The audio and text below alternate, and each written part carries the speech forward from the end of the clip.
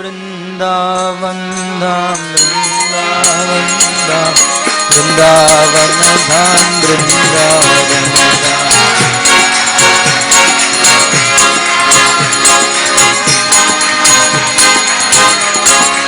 Jayo Sri Vrindavan, Sri Vrindavan, Sri Vrindavan, Jai Sri Vrindavan.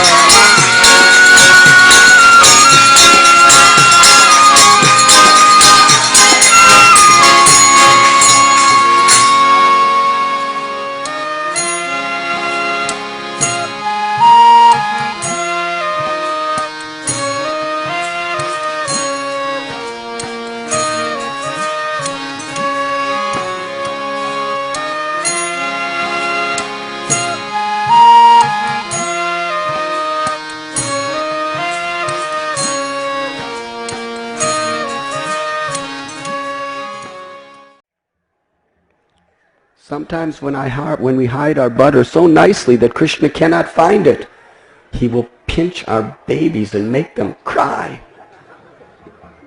Or sometimes he'll go into the cleanest place in our house where we do our worship and he'll pass stool and urine. But now, look at him. He's hearing us lodging these complaints. But he appears so innocent and fearful that we may punish him. Just look, but we know what's in his mind. He's only planning the next strategy of how to steal our butter and yogurt. And when Krishna understood that he was caught, he would smile. And when Krishna would smile, Yashodamai and the gopis could not possibly chastise him. All they could do is smile. Here in the house of Nanda Maharaj, Krishna was once in a secluded place with his hand in a butter pot. And he saw there was a jeweled pillar. And in the jewels was the reflection of himself. But Krishna was thinking that someone's watching him. So he became very much afraid. He trembled. And he said, my dear brother, please do not tell my mother. If you don't tell my mother, I will share my butter with you. And it is very good. You will enjoy it a lot. And then he would continue eating the butter and eating the butter. Meanwhile, Mother Yashoda was watching this whole thing. She was so pleased to hear the broken words of her son. She very innocently and slowly walked forward. And when Krishna saw Mother Yashoda, he became very much afraid. There was butter in his mouth, there was butter in his hands, there was butter on the floor. And Krishna said, I didn't steal the butter, I didn't steal it. It's that greedy boy over there. And he pointed to his reflection. He said, he's very greedy. He came here to steal this butter, and I told him, no, you cannot steal my mother's butter. And we had an argument, but he stole it anyway. I became angry at him, and he became angry at me. But I'm not greedy for butter, Mother. Another time Yashodamai came, and there was butter on his face, and his hand was stuck right in the butter pot. And Krishna said, Mother, I'm not stealing butter. She said, then what are you doing? He said, you put these bangles on my hands that have rubies. And the heat of the rubies are burning my hands, burning them. It's unbearable. I've stuck them in the butter just to relieve the pain. And Mother Yashoda took his hand and looked. She was so enchanted by his cleverness. She said, oh, Gopal, look, your hands really are burnt. I will never put these ruby bangles on you again. And she kissed his hands with great motherly affection. It was a full moon night. On this full moon night, Mother Yashoda was with her gopi friends. And little Gopal came out into the courtyard and cried. He was crying with hunger. Hunger for his mother's love. So Mother Yashoda, she entrusted Krishna to the other gopis. And the gopis asked Gopal, "Why are you crying? What is the problem?" And he pointed to the full moon and cried out, "I want to eat that freshly churned condensed butter." And Gopi said, "But that is not freshly churned condensed butter." He said, "Well, what is it?" The Gopi said, "It is Rajahamsa. It is the king of all swans that is swimming across the sky." And Krishna just pointed and said, "I want Rajahamsa. I want to play with him. Give him to me. Give him to me. I want him. Give him to me now. I want to play with him." He kept crying. They said, "It's not Rajahamsa. It's Chandra. It's the moon." He said, "Well, I want to play with it. I want to play with it. Give it now, now." They couldn't pacify him. Then Yashoda Mai came and placed little Gopal on her lap. And she said, "Yes, Krishna, what that is in the sky is freshly churned condensed butter. But you cannot eat it." And Gopal said, "Why can't I eat it? I want it." She said, "Because it is covered with spots of poison." He said, "Why is that?" He said, "I will tell you about this freshly churned butter. It has come from the Kshirasara, the ocean of milk."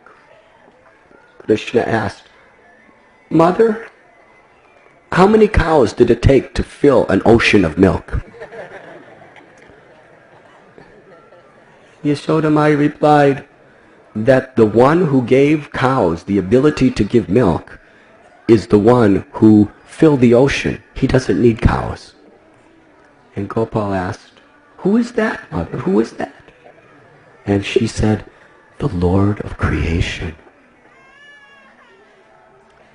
She said, long ago, the demigods and the demons came together to this ocean of milk to churn it.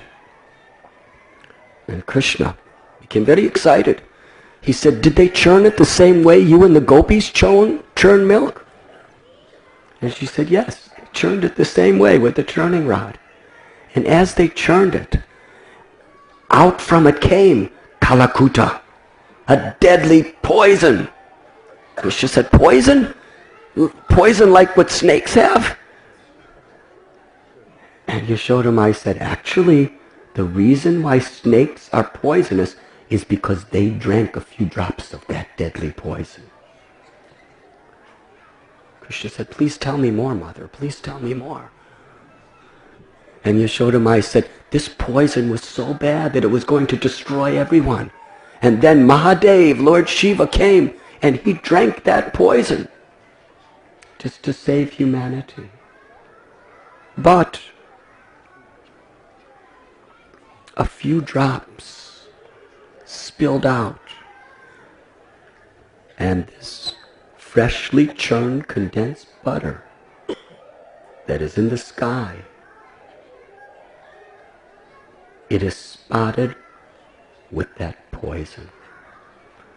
Therefore, you cannot take it, Gopal.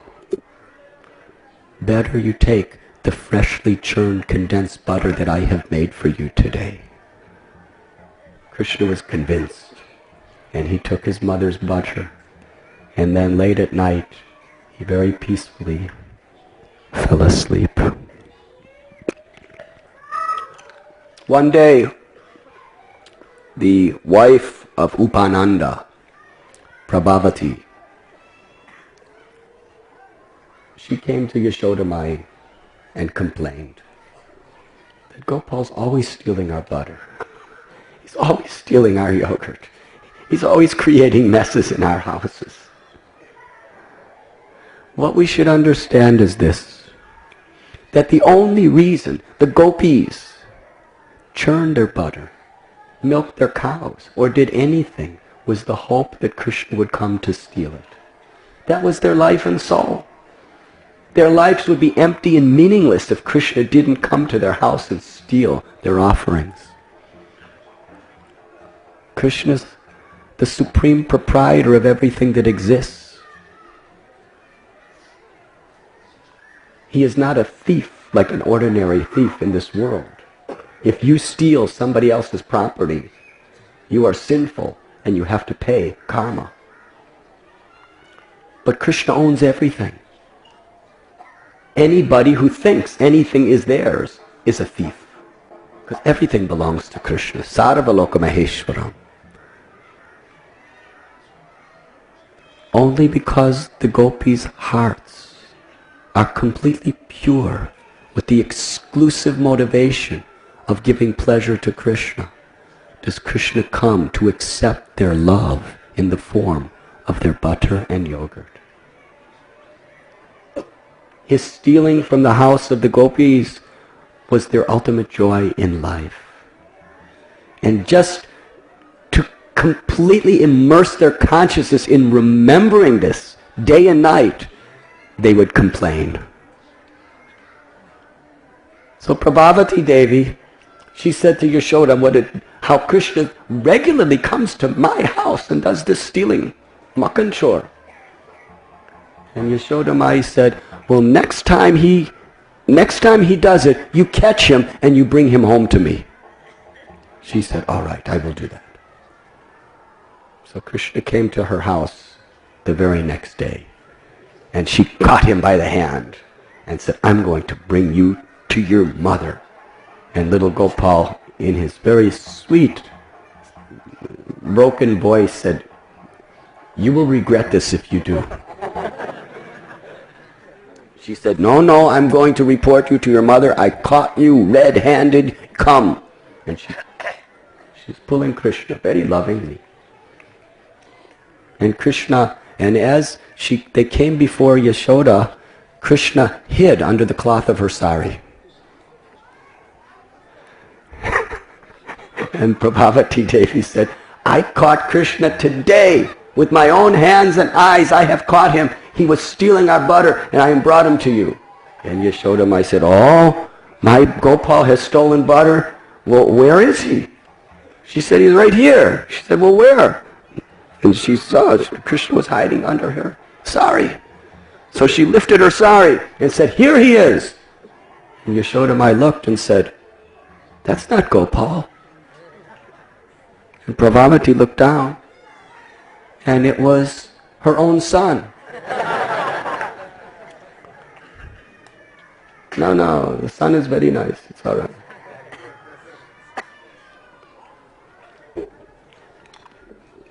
She saw her own son. She was absolutely bewildered. And Yashoda Mai said, I think you, just like you are expecting me to discipline Krishna, I think you should learn to discipline your own son.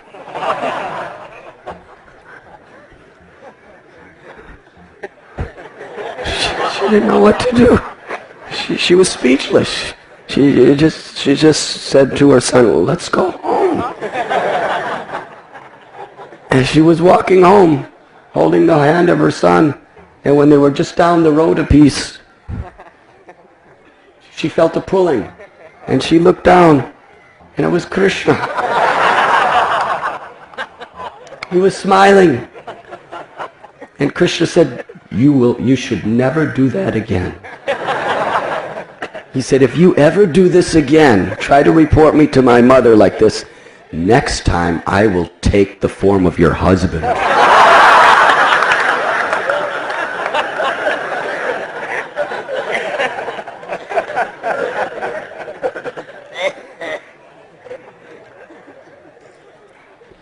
Close to this place is Brahmandagat. It was there at Brahmandagat that a wonderful pastime took place.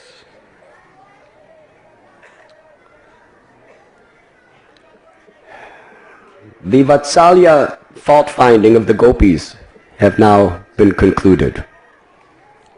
So now the friends of Krishna were coming to Yashoda to complain against him. Now Krishna's friends could not complain about his stealing butter because they were helping him in those pastimes. So one day, the Gopas and Balaramji came before Mother Yashoda and lodged a very, very serious complaint.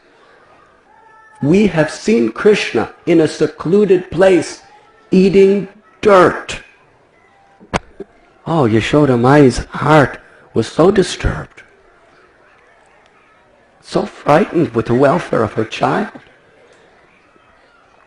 With her right hand she held Krishna's hand so that he couldn't run away.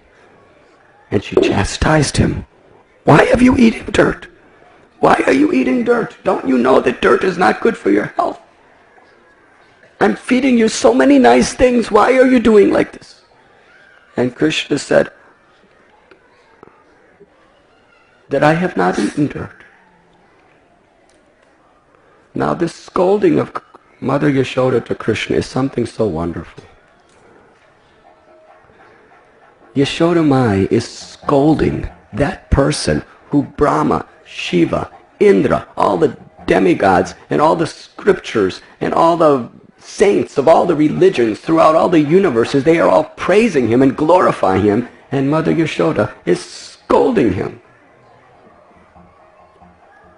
That scolding is not a fault, because Mother Yashoda's scolding Krishna nourishes the prem, the love, in her heart and in Krishna's heart. Krishna became very fearful. His eyes were very restless.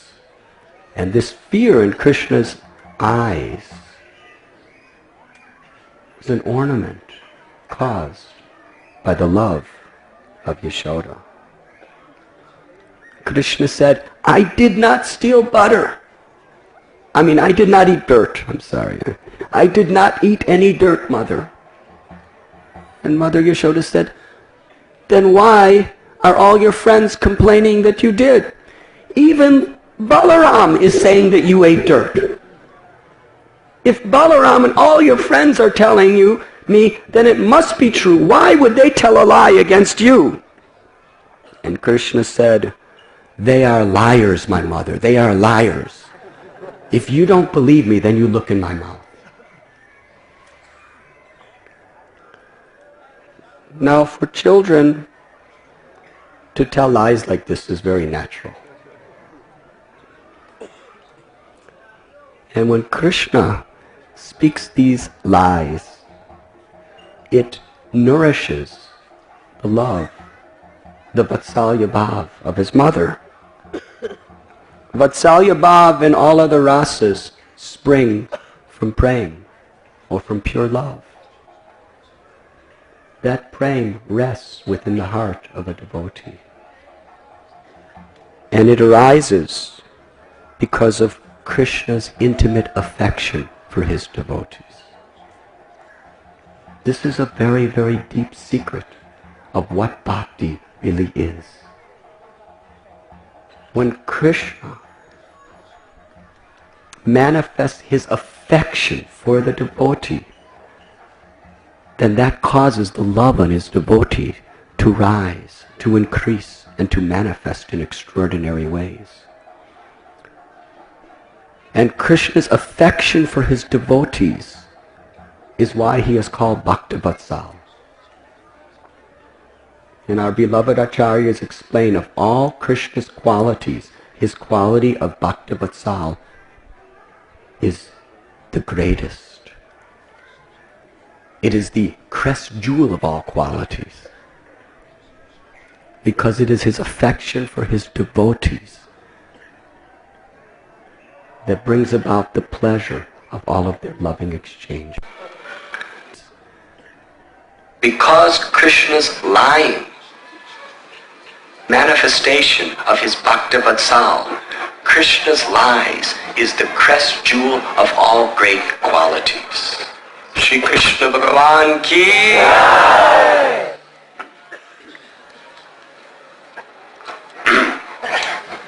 Yashoda Mai said, Gopal, open your mouth. Now this was a difficult situation, because the fact is, Krishna did eat dirt. And he was thinking in his mind, if I open my mouth, Yashoda Mai is going to see dirt in it. So I have to do something fast. So while Krishna was thinking like this, his Aishwarya Shakti just entered into his body. And he opened his mouth. And Yashoda Mai looked inside. Through his mouth and into his belly, she saw the universal creation. Mother Yashoda saw mountains and oceans and planets and demigods. She saw all living beings. She even saw herself looking in Krishna's mouth. She saw the entire universal creation, both inside Krishna's belly and mouth, as well as outside. When Yashoda Mai saw this, she became very worried. She was thinking, is Krishna sick? Is this some illness? What's happening to him? And then as she looked deeper into it, she became very much perplexed. She thought, am I dreaming? No, I can't be dreaming because my eyes are open. Or am I under an illusion? No. Why would the demigods put an insignificant person like me into an illusion? Or is my mind, am I having some mental disorder? She's saying, no, my mind is quite stable. I know what the solution to this mystery is. That my child has mystic potencies. Garga Muni has told us that he will have great powers like that of Narayan. But then she contemplated, how is this possible? Mystic potencies like Narayan. When he's hungry, he cries. When he's thirsty, he cries. When there's lightning in the sky and thunder, he'll come running to me crying, and unless I embrace him and give him shelter, he'll find no hope. He's naughty. He's innocent. And in this way, she completely rejected this nonsense propaganda of Garga Muni, that Krishna has great powers like Narayan. So therefore, your Mother Yashoda, seeing the universe in Krishna's mouth, had no answer. So what does a great devotee do when they cannot understand a particular situation? She just completely immersed her heart in prayer to Lord Narayan. Please protect my child. She prayed that, Lord Narayan, let me surrender to you. You are the cause of all causes. You are the very source of all that exists. Everything is emanating from you. And ultimately, you are the only maintainer of all living beings. Due to Maya, due to illusion, I have been thinking that I am the wife of Nanda Maharaj. Due to Maya, I am thinking that I am the Brajeshwari, I am the queen of Vrindavan, and all the gopis, and all the gopas, and all the cows, and all the calves are under my care. Due to illusion, I am thinking that all of this is all of these 900,000 cows are my property. But actually, they all belong to you, Lord Vishnu. Everything is yours. You are the only proprietor. You are the only maintainer. And you are the only shelter of everyone. Please. I am under the illusion that Krishna is my son. I am under the illusion that I can protect Krishna. But Lord Vishnu, it is only your mercy that can protect him. Please, please protect him. When Krishna saw Mother Yashoda in this mood, he was unhappy. He thought in his heart, if she's thinking like this, that Vishnu is my protector, and that Vishnu is my shelter, then who will cuddle me? And who will embrace me? And who will kiss me and protect me?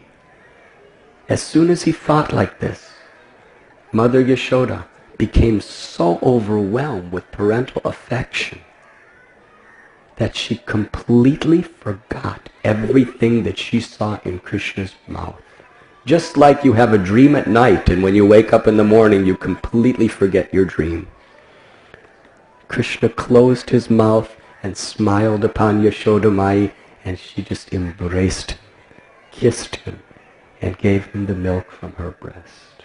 If I do not feed Krishna, how will he live? Shri Krishna Bhagavan ki Jai. Mother Yashoda was blinded by prem, by pure love. Actually, Vishwanath Chakrabarti Thakur explains that one of the reasons Krishna manifested the universal form in his mouth was because there was also dirt in it. So he had to do something so incredible to make his mother forget about the dirt that was actually in his mouth too. Because not only was the dirt in his mouth from Brahmanda Ghat, but the whole universe was in his mouth. So in this way, Mother Yashoda forgot all about looking for the dirt, and thus Krishna did not get in any trouble on that day. Shukadev Goswami explains, he who the three Vedas worship as Yajna Purusha, he who the Sankhya Shastras worship as Purusha, he who the Yoga Sutras worship as Paramatma, he who the Pancharatriki scriptures worship as Bhagavan. Mother Yashoda considered an ordinary child. She was thinking, by the mercy of the Supreme Personality of Godhead, Krishna is my son. People think that because Garga Muni said that he will have great powers like Narayan, and people think that because he has killed some demons, that he's some great personality. But I know better. If Krishna doesn't see me even for a moment, he's greatly disturbed. He's so much depending on me. And if I don't see Krishna for even a moment as his mother, I'm greatly disturbed. Experience is the proof that Krishna is just an ordinary child and my son, completely depending on my motherly love. Shri Krishna Bhagavan ki Jai. Krishna could not fully reciprocate with Mother Yashoda's selfless, pure love. Therefore, Krishna remained a debtor. And in that position, where he was happily a debtor, he remained completely dependent on Mother Yashoda and would cry for her milk.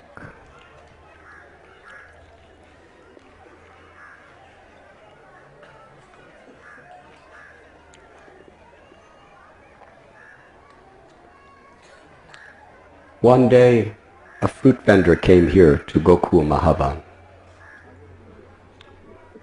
And she had a basket of fruits that she would carry from place to place.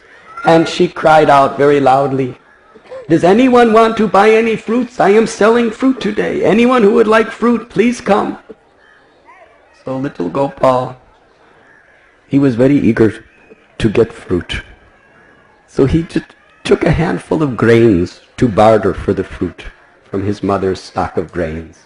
And he went running through the dust of Braj. And he came to the fruit vendor. She looked at him. His beauty, his charm, the merciful glance that he cast upon her completely captivated her heart. And Krishna held out And because his fingers were so small, practically every single grain already had fallen from between his fingers. There was only just 1 or 2 grains left, and he just smiled and in a very sweet, innocent voice cried out, "Please give me some fruits." The fruit vendor fell in love with this child and filled his hands with as many fruits as it would hold. And although Krishna's hands were so small, because she was offering these fruits with pure love, somehow or other, those little tiny hands were able to hold a lot of fruits. She turned around and looked into her basket, and it was overflowing with diamonds and pearls and rubies and emeralds and gold. But most of all, her heart was overflowing with the crest jewel of all valuable golds, Prema Bhakti. This ordinary fruit vendor received the highest gift, which is unavailable even to the great yogis, ascetics, and the devatas, simply because she gave a few little fruits with love and devotion. Patram pushpam phalam toyam yome bhakta prayachati. Bhagavad Gita explains to us in this way, that one who offers to me a flower, a fruit, or a little water, or a leaf with devotion, I will accept it. That is the ultimate success of all endeavors, that Krishna will accept our offering. Krishna accepts the purpose in which everything is offered to him. Duryodhana offered a magnificent feast with gifts of gold, silver, jewels, on silver plates, all ready to be offered to Krishna. But he did not even look in that direction. But Vidura and his wife, even a banana peel, Krishna accepted as the most ambrosial nectar because of the purpose in which it was offered. And what is that purpose? Samsadir Haritoshana, to please Krishna. That is the only goal of our life. Nadanam na janam na sundarim kavitam vajagadisha kamaye mama janamani janmanishwari bhavatad bhakti rahoite kitvai. These temporary, frivolous things of the world are of no real importance. We will accept whatever we can use in the service of Guru and the Vaishnavas. Otherwise, we don't have any concern for anything else. We don't want wealth, we don't want position, we don't want power, we don't want recognition, we don't want sex, we don't want any of these things. They're all just a disturbance, a distraction, unless they can be utilized in Krishna's service.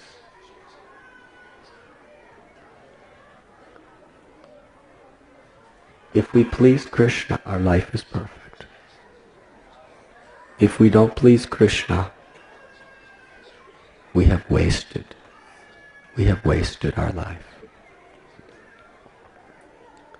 This simple fruit vendor attained the supreme perfection simply by giving her fruits with simple love.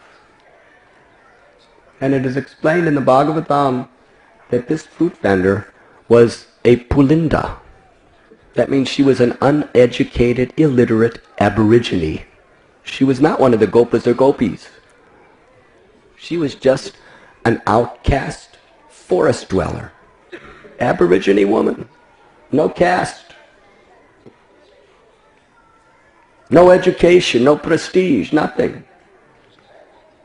But she attained the ultimate goal of life simply because she offered the fruit of her love to Krishna. Shri Krishna Bhagavan ki Jai. Today is Deepavali. So now I will begin the class.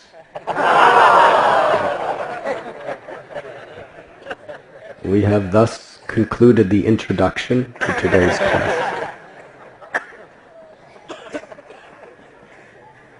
Shall I begin class at this?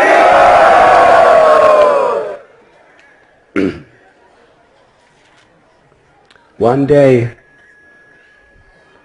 on the day of Deepavali, Yashodamai rose very early in the morning.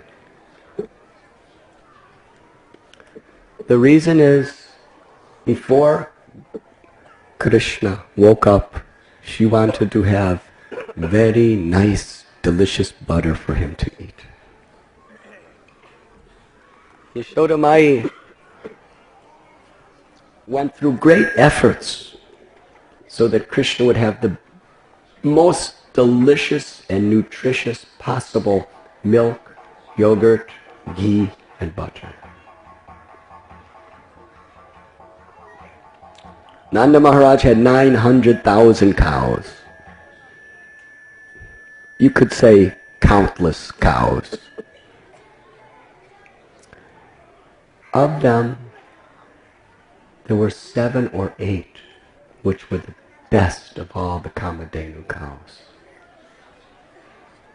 Yashodamai would personally grow a very, very delicious, nutritious, soft, tender grass called Padmaganda. And these 7 or 8 best cows would only be fed this Padmaganda grass. This grass had fragrance so sweet that it intoxicated one who would even smell. With that Padmaganda milk, Yashodamai would make yogurt, and that morning she was personally churning the Padmaganda yogurt for Krishna. Previously she had some of her assistants to churn, because it's a very simple job. But she was thinking that my Gopal is not satisfied with the butter at our house. Somehow he's always going to neighbor's house to steal butter. So with all of her love and devotion, she was churning the butter. As she was churning, she was feeling deep separation from Gopal. And thus, just to pacify her separation in great joy, she sang beautiful, beautiful songs about Gopal's Leelas. In Vrindavan, every day, whatever pastimes Krishna did, the gopis and gopas would put it into poetry and song so that they could remember it all day long. And Prabhupada explains, this is a traditional and very effective way of remembering things, to put it into song and poetry. Because after all, sitting through long lectures like today, very difficult to keep your attention, is it not? I'm sorry about that. But singing and dancing, everybody enjoys. And when we want to remember something very nicely, even with children, this is a universal principle. How did we learn the alphabet? I don't know how you did it, but when I learned alphabet when I was smaller than I am now, actually I don't even know if I still remember the alphabet. But they put it into song, yes, because children remember songs. A, B, C, D, E, F, G, H, I, J, K, L, M, N, O, P. You know, if they just teachers say A, B, B, C, D.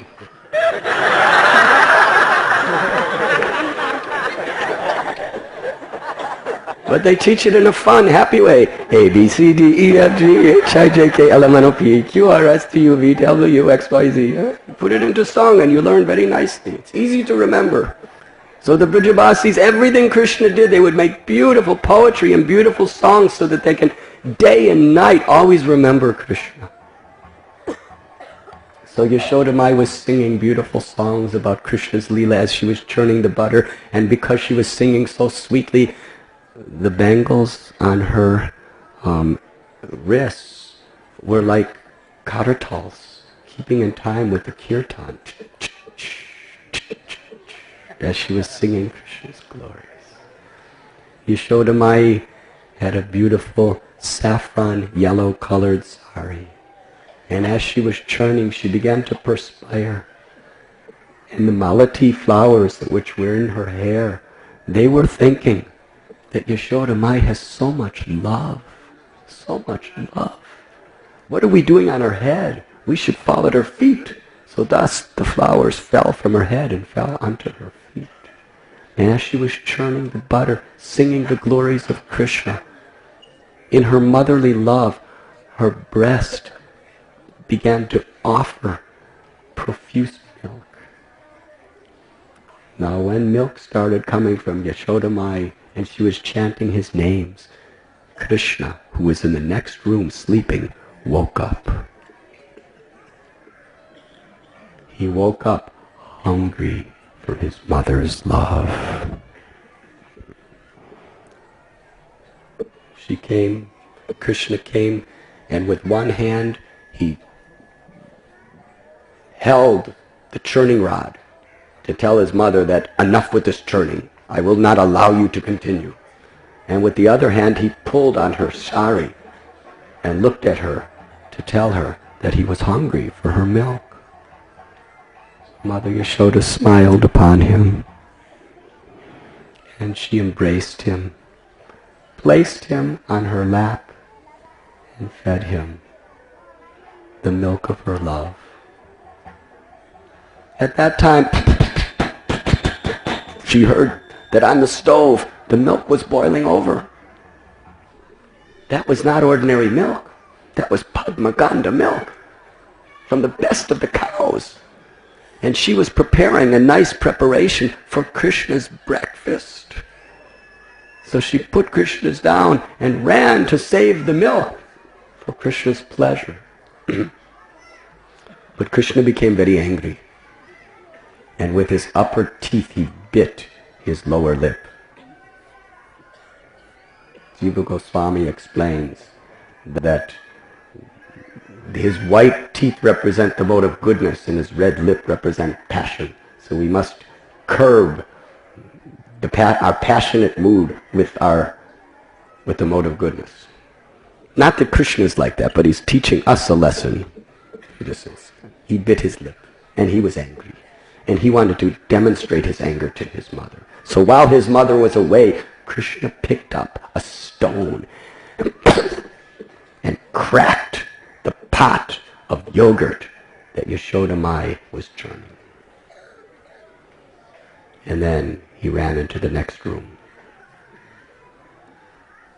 And he went into the next room and he saw, hanging from the ceiling by ropes, was a pot of butter.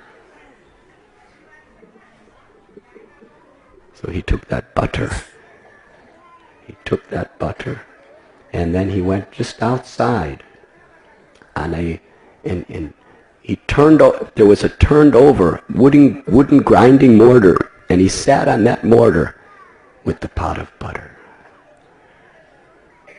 He was feeding it to the monkeys and eating it simultaneously. Yashoda Mai,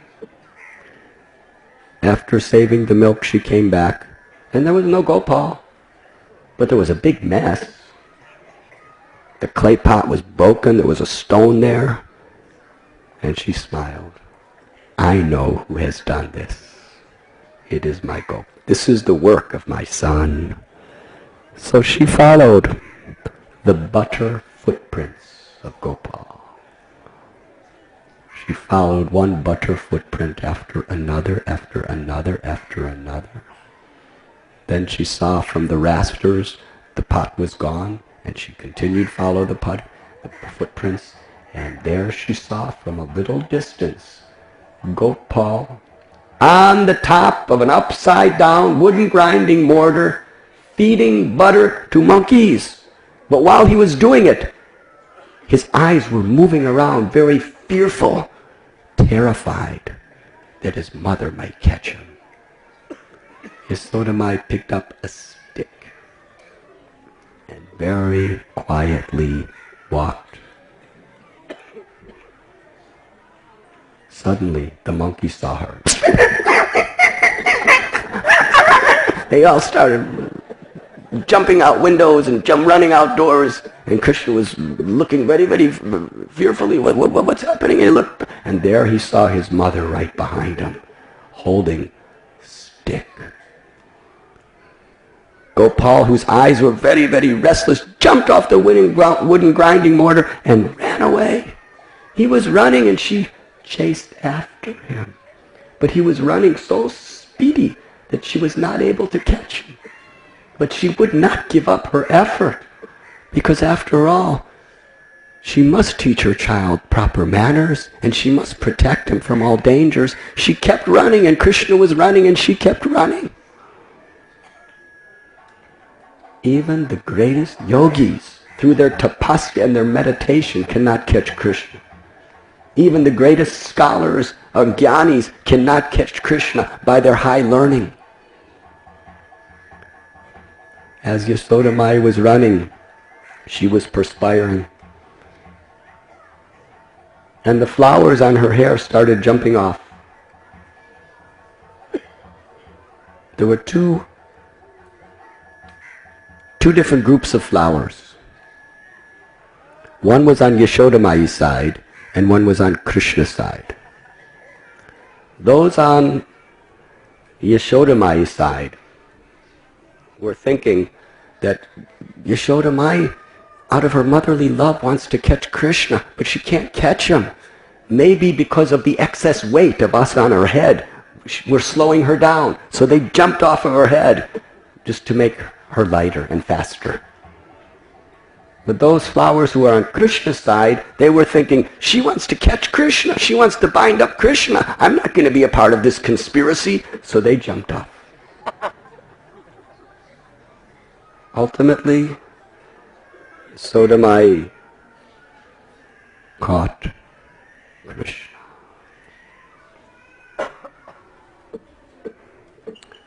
Yasodamai chastised him. She said, "Oh, friend of the monkeys, oh, breaker of pots, oh, butter thief, today I'm going to teach you a good lesson, and I'm going to bind you up." And then she showed Krishna the stick. She was holding Krishna's hand, and she wouldn't let go. Krishna was trying to get away, but he couldn't get away. And Krishna became more and more afraid. And he admitted. He said, Mother, please, don't hit me with that stick. Please don't hit me with that stick. Now, Mother Yashoda never would touch Krishna with stick, but just to teach him a lesson, she would just raise it and show it to him. Krishna said, "Please put down this stick. Please put down this stick." And Yashodamai said, "If you don't want to be beaten with the stick, then why did you steal butter?" And Gopal said, "I promise, I did it. Yes, I did it. I have done this bad thing, but I promise you, Mother, I will never, ever do it again. I'll never do it again. Mother, I'll never do it again, but please put down that stick." So when Yashodamai saw that Krishna was trembling at the stick of Yashoda, she threw the stick away. Meanwhile, Krishna was crying. Profuse tears were flowing from his eyes, and they were mixing with the black kajal and making beautiful ornamental streaks of black on Krishna's lotus-like form. His breathing was very quick. His lips were trembling. In fact, all of his limbs were trembling in fear of Mother Yashoda. Queen Kunti remembered this incident many years later, when Krishna was Dwarkadish, the king of Dwarka. He was about to leave Hastinapur back for his own home after coronating Yudhisthira Maharaj as the king. And Queen Kunti was praying for Krishna to never leave her. Vipadashantuta shashvatatra tatra jagat guru.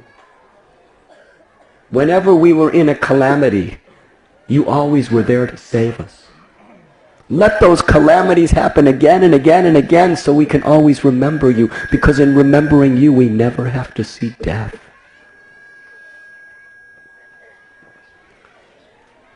Queen Kunti was remembering in that occasion the inconceivable glory of Krishna. How he is conquered by the love of his devotee. Krishna, although you are feared by fear personified, you are afraid of your mother. You're weeping and trembling, and heart is beating very quickly out of fear of Yashoda. And please understand that Krishna is not just pretending to be like this, to put on a nice show for us to speak about at Mahavan. Krishna was actually in that state under the control of the love of his mother. That is his supreme opulence. That he is, although he is the Almighty, he is controlled by the love of his devotee. So Mother Yashoda threw away the stick. And she said to Krishna that now I must teach you a good lesson. I have other things to do in the house today. I am going to bind you to this wooden grinding mortar. And Mother Yashoda took this rope, which was meant to tie the calves. She was going to use it to tie her own calf. Now how could you bind Krishna? Because the Supreme Personality of Godhead has no beginning and he has no end. The Supreme Personality of Godhead, he's inside and outside of everything.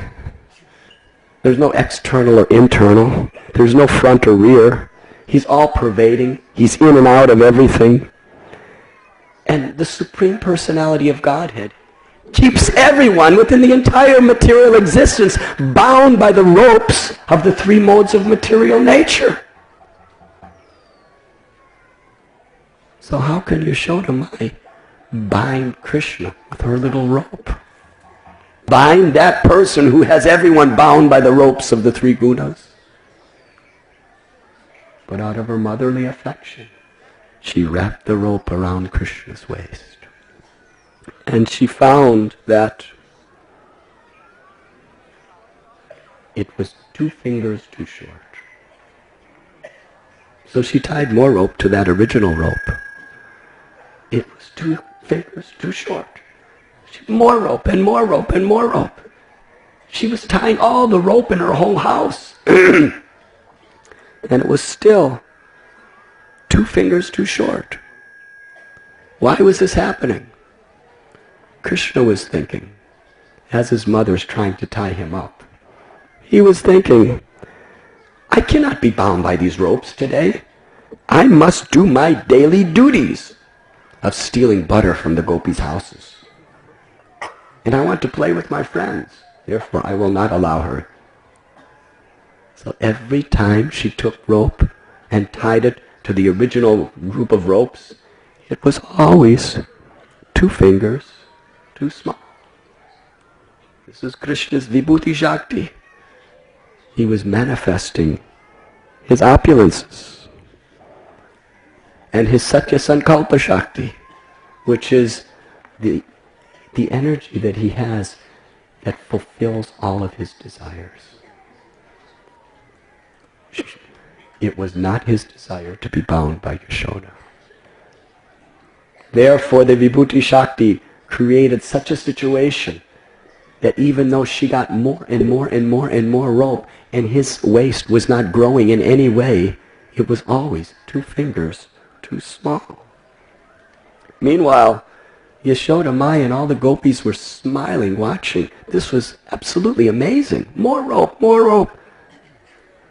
What was so amazing about it?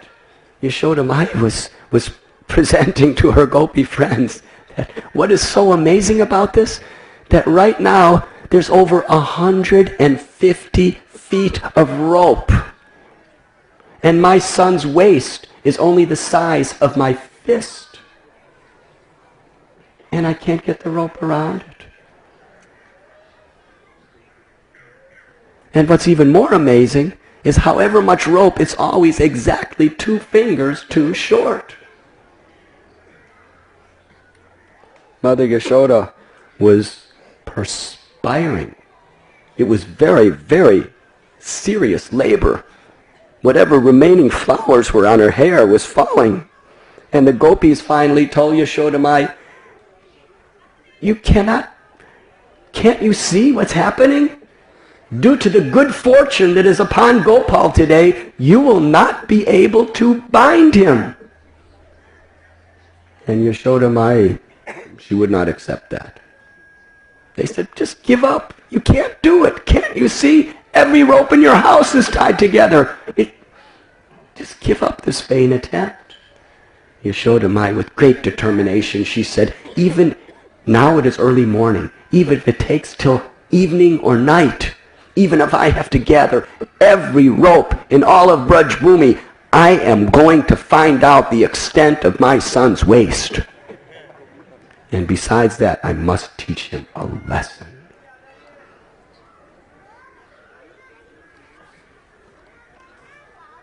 Mother Yashoda's efforts melted Krishna's heart. What fills the gap of that 2 fingers too short? 2 fingers. And what are those 2 fingers? Vishwanath Chakravarti Thakur explains that the 1 finger is parishrama. Parishrama means the devotee's sincere endeavor. The devotee's determination to serve the Lord and please the Lord. Vyabhashayatmaka budhir ekeha kurunandana bahushaka hyanantasya budhayo vyabhashayana. Krishna says in Gita, those who are on this path are resolute in purpose and their aim is one. Those who are not, those whose minds are irresolute, their intelligence is many-branched. So if we want to make progress in spiritual life, we must have determination. We must endeavor with bhakti nishta, with faith. In the association of devotees, hearing and chanting the glories of the Lord, avoiding offenses, hearing and chanting sincerely, we develop faith. Faith in the process of bhakti. And with that faith, no matter what obstacles, no matter what difficulties, we will endeavor like Mother Yashoda. It seemed impossible to bind Krishna. Even all of her friends were saying it's impossible. But she did not give up because of her love for Krishna. I need to do this for Krishna. So that is the first requirement. The first finger is the devotee's very sincere endeavor. And what happens when Krishna sees our endeavor? He reciprocates with Krishna Kripa, his mercy. The endeavor of the devotee and the mercy of the Lord can make us successful to overcome all obstacles and attain the true goal. By the devotee's endeavor, And Krishna's mercy, which is the most super excellent of all of his qualities, is his mercy upon his devotees. Krishna is conquered by that combination.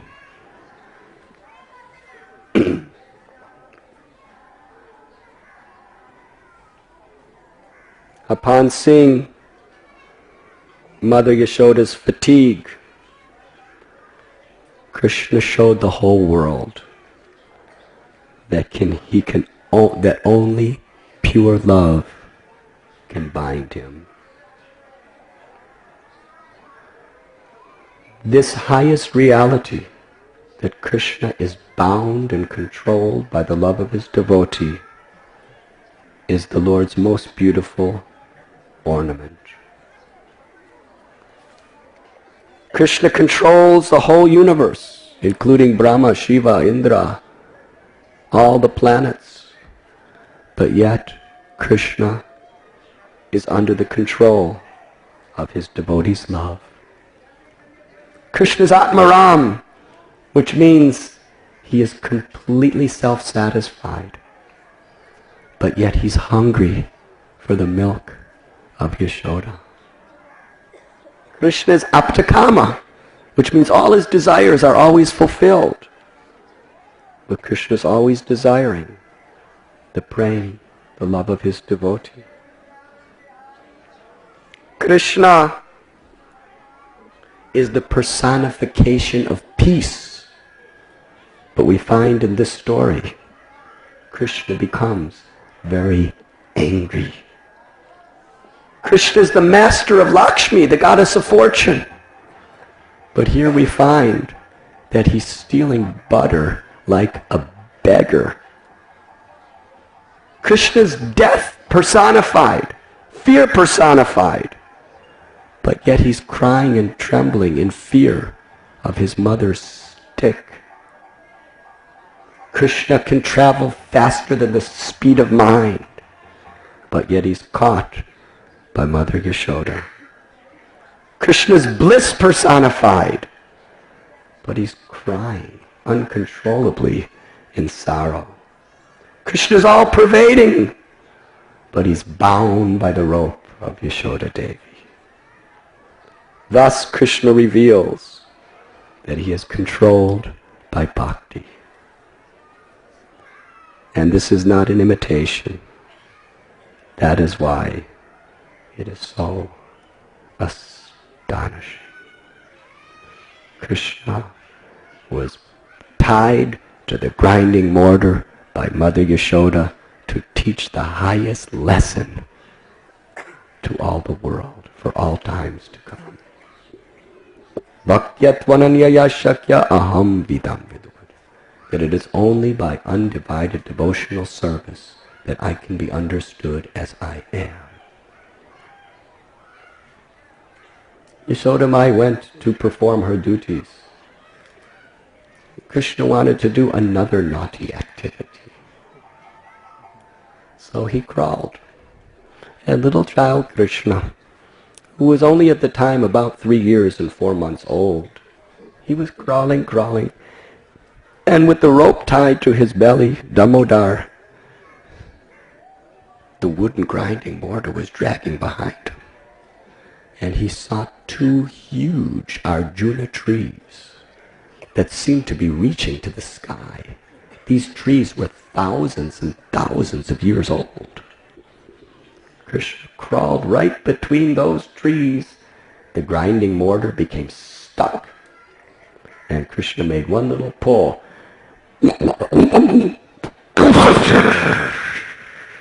A tumultuous sound as these trees fell to the ground.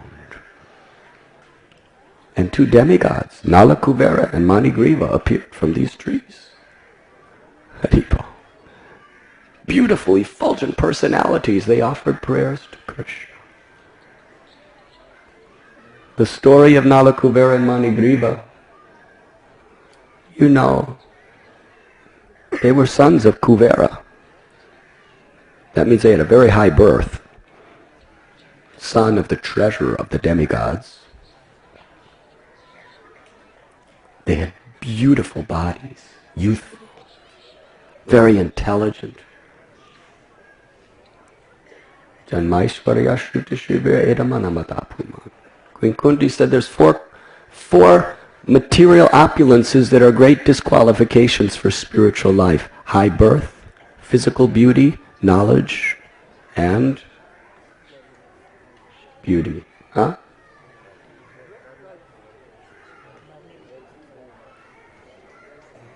Beauty, knowledge, high birth, and strength. Huh? Wealth, yes. Sannyasis, we forget this sometimes.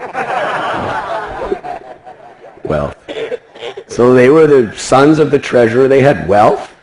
They had beautiful demigod bodies. They were the sons of Kubera. They were very learned in the scriptures and everything. What happens if you have these qualities? The tendency is to become proud. And when you become proud, you cannot feelingly call out the names of God.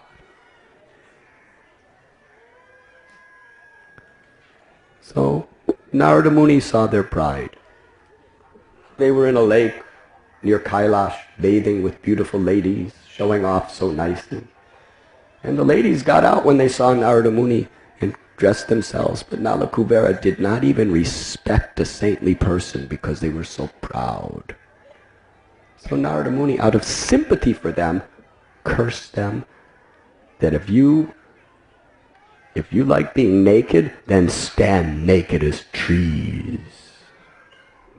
When they realized that they were in trouble, they begged forgiveness. So Narada Muni, his curse was a blessing. They were trees here in Gokul Mahavan. We're going to go to that place in a few minutes. If I ever end this class.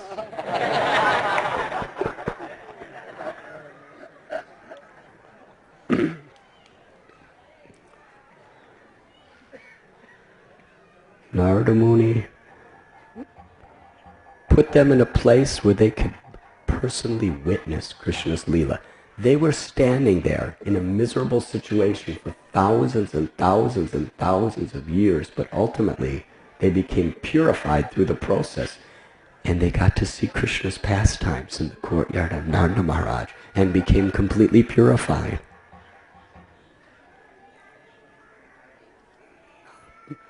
Knowing that Narada Muni has bestowed his mercy upon these two, Krishna delivered them. Whenever a devotee is favorable upon someone, Krishna gives special mercy to that person. And like Nala, Kuvera, and Manigriva, we may not recognize the fruits of that mercy for some time, but we must have faith. So they surrendered to Krishna in pure devotion. And Krishna sent them back to their abode. Meanwhile, the Gopas and the Gopis came running. And they see Krishna right in between these massive trees. Each one is inches away from his body. And Nanda Maharaj picked up Krishna. Beautiful sight.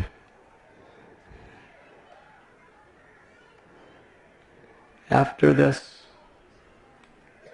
it is explained, Upananda and the cowherd men met together where they would love to discuss the topics of Krishna. Love to discuss the topics of Krishna. Constantly talking about the topics of Krishna. But Upananda was saying that this is a dangerous place, this Gokul Mahavan. For the past 3 years, since we've lived here, Putana, Sakatasura, Trinabarta, and now these big trees are falling. I think we should move to another place where Krishna and Balaram will be more happy and protected. Just across the river Yamuna is the forest of Vrindavan, where there is Govardhan Hill and beautiful, beautiful forest trees and rich pastures for our cows. Thus, as a loving offering to Krishna and Balaram, the Brijabasis departed from Mahavan to cross Yamuna to the forest of Vrindavan. These are just a few particles from one drop from the unlimited ocean of wonderful historical pastimes that Krishna performs here in Mahavan. Yes, this is the place of his Bal Lila, his Komara Lila. How we have come here is inconceivable. Sitting in the dust of the cowherd pasture of Mahavan. Let us bow our heads and offer our thanks to Srila Prabhupada and pray that by his mercy and the mercy of his devotees that we could genuinely become deeply attached to hearing Krishna's names, his teachings, his pastimes and his glories. That we can be truly absorbed in Krishna consciousness. Absorbed in hearing and chanting, absorbed in offering our love through service. Because to the degree we become absorbed in Krishna, we become free from the shackles of illusion. Let this be our prayer. Satyavrat Muni in his Damodarastakam has prayed, I do not want liberation, mystic powers, or even elevation to Vaikuntha. My only prayer is let the childhood pastimes of Lord Krishna be forever enacted in my mind. No other benediction is of any use to me. Let us offer this prayer on this holy day of the Damodar Leela.